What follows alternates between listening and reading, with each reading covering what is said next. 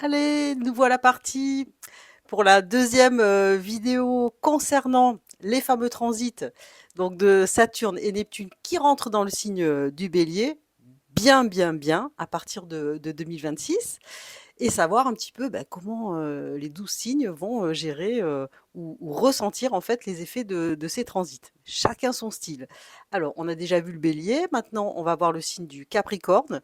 Donc, le Capricorne qui est un signe à la base qui aime construire tranquillement, lentement, mais sûrement. C'est un signe d'engagement, c'est un signe qui prend ses responsabilités, c'est un signe de terre et c'est aussi un signe d'ambition et qui a besoin d'atteindre des objectifs et qui a besoin de sentir une élévation dans sa vie. Élévation sociale, élévation familiale, élévation spirituelle. Le Capricorne, c'est un signe comme ça, mais lentement, mais sûrement. On pose les bases, on pose les fondations.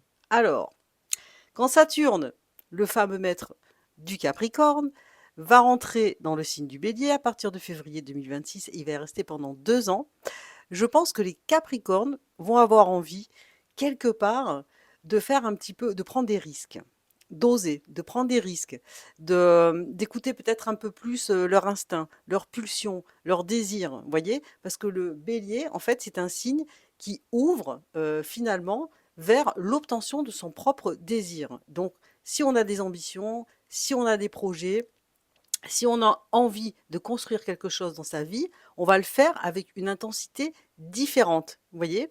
Donc, dans le bélier, il y a le courage, il y a, je l'ai dit tout à l'heure, la prise de risque, il y a l'audace, on est leader et on est plus à l'écoute de ce qu'on souhaite nous aussi.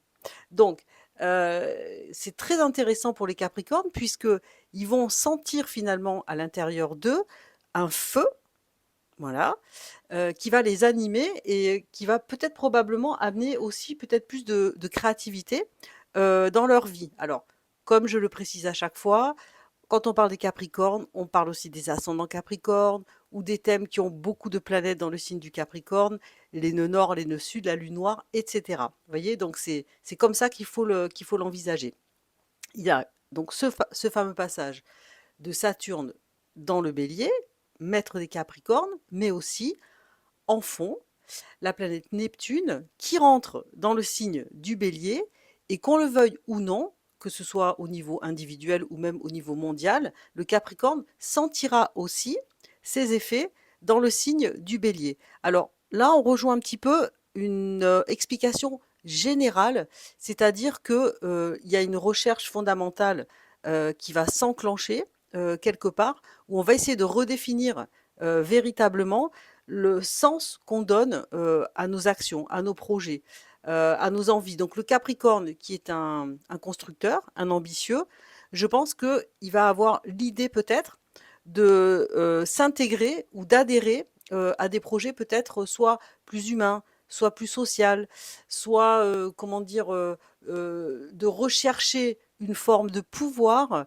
un peu différente, non pas pour atteindre des objectifs personnels, mais des objectifs peut-être beaucoup plus vastes et qui peuvent concerner aussi l'humanité. Donc ça donne une inspiration aussi pour les Capricornes et une perspective de s'élever, je dirais, dans quelque chose de plus...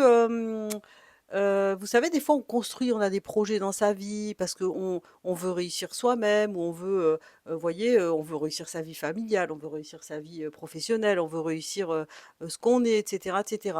Mais la Neptune, quand elle passe dans le bélier, elle va obliger à mettre du feu et de l'action dans nos ambitions, avec quelque part derrière une notion d'idéal, voyez?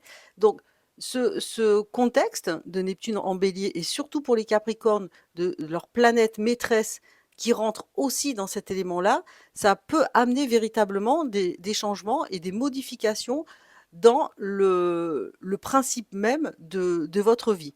Et il faut voir évidemment, et je le répète systématiquement, où va venir se jouer ces transits pour vous, qui sont des transits très importants, dans votre thème individuel. Parce que quand je parle comme ça, je parle de façon générale, mais ça peut venir toucher, évidemment, tous les champs de votre vie, ou un en particulier. Tout ça, c'est à analyser, tout ça, c'est à voir. Donc on peut donner des conseils, je peux donner des conseils aussi en lien avec ces transits et se préparer au mieux à vivre ces phases et puis pourquoi pas optimiser au maximum, ces transits pour sa vie. Voilà, c'était mon petit message, concernant ces fameux transits de 2026 pour mes chers Capricornes. À très bientôt.